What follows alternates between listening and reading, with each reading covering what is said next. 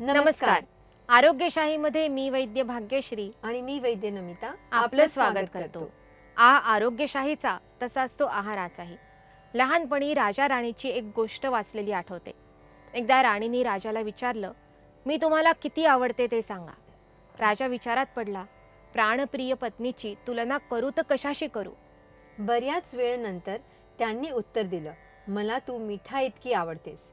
झालं. उत्तर ऐकून राणीला आला राग. ती म्हणाली, मी तुमच्यावर इतकं प्रेम करते आणि तुम्हाला मिठासारखी वाटते. राजाने तिची समजूत घातली. अगं, क्षणभर कल्पना कर. समोर सुग्रास जेवण आहे, पण जेवणामध्ये थोडं सुद्धा मीठ नाही, तर एक घास तरी खावेल का. अन्नाला चव देण्याचं काम, रुची देण्याचं काम खारट रसाचं असतं. माझ्या जीवनामध्ये रुची आणणारी तू आहे, म्हणून मी तुझी तुलना मिठाशी केली. खरं आहे ना राजाचं म्हणणं. आयुर्वेदातही सांगितलं आहे, सर्व रसांना अभिव्यक्त करणारा, जेवणाला रुची देणारा एकमेव रस म्हणजे खारट रस. गुजरातमध्ये आजही मिठाला सबरस असं म्हटलं जातं, ते यामुळेच. आहारात मीठ कमी असून चालत नाही, तसंच ते जास्त पडलेलंही अजिबात चालत नाही. वरून मीठ घेण्याची सवय ही आरोग्याच्या दृष्टीने चांगली नाही.